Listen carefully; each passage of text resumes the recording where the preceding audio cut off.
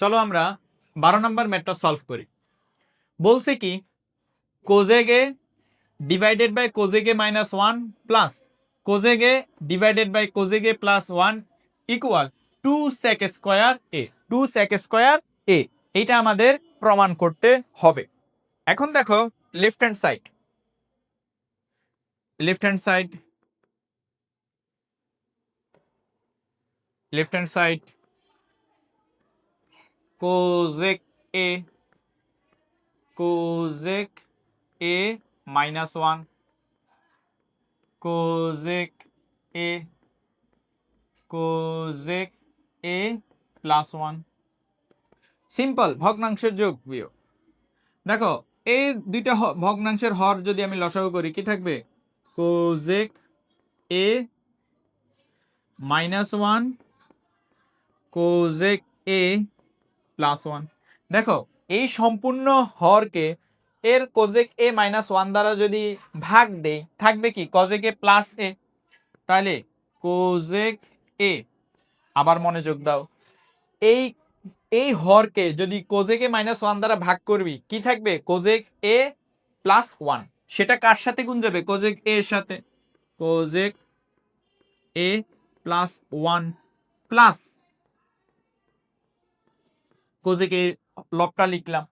দেখো এই হরটাকে এই কোজেক A minus 1 cosec A plus 1 কে যদি আমি কোজেক এ প্লাস 1 দ্বারা ভাগ দেই থাকবে কি কোজেক এ মাইনাস 1, যেটা লবের সাথে গুণ যাবে, এই যে গুণ দিয়ে দিলাম কোজেক এ মাইনাস 1। এখন দেখো কোজেক এর সাথে কোজেক এ যদি গুণ দেই কোজেক স্কয়ার এ প্লাস কোজেক এর সাথে যদি 1 এর গুণ দেই কোজেক এ প্লাস কোজেক এর সাথে কোজেক এ গুণ দিলে কোজেক স্কয়ার এ মাইনাস কোজেক এর সাথে 1 এর গুণ দিলে কোজেক এ। লেখা যায় কি যায় না?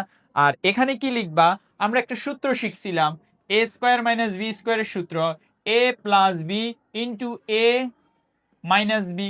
দেখো এখানে আছে কোজেক A plus 1 cosec A minus 1, তাহলে কি আমরা লিখতে পারি যে কোজেক এ স্কয়ার মাইনাস 1 স্কয়ার।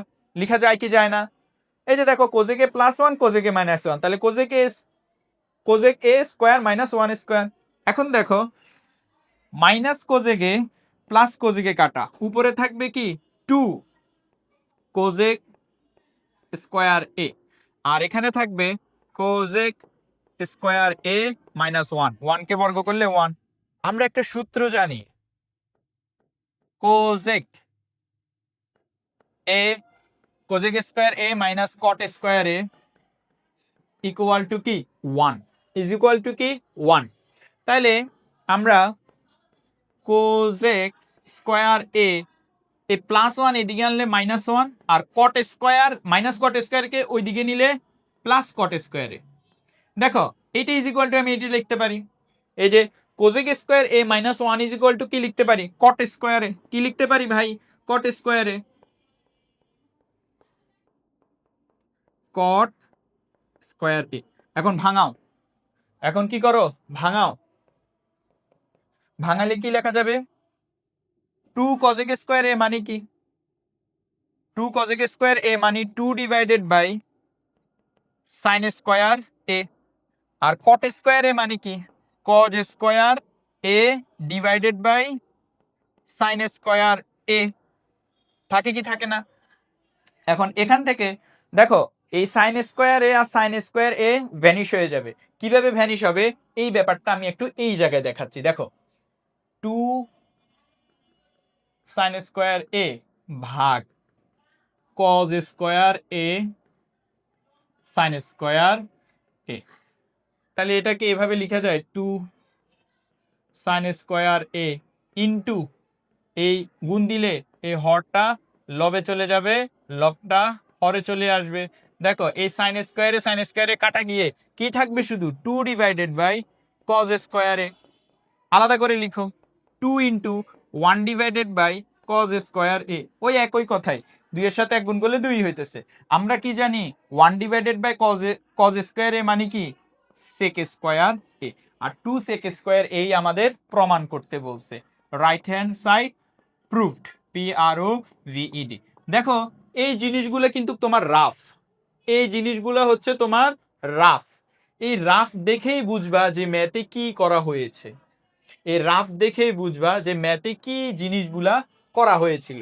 একদম বেসিক থেকে তোমাদেরকে এই জিনিসগুলো কিভাবে কি হয়েছে বুঝিয়ে বুঝিয়ে তারপরে উত্তরে যাওয়া হয়েছে।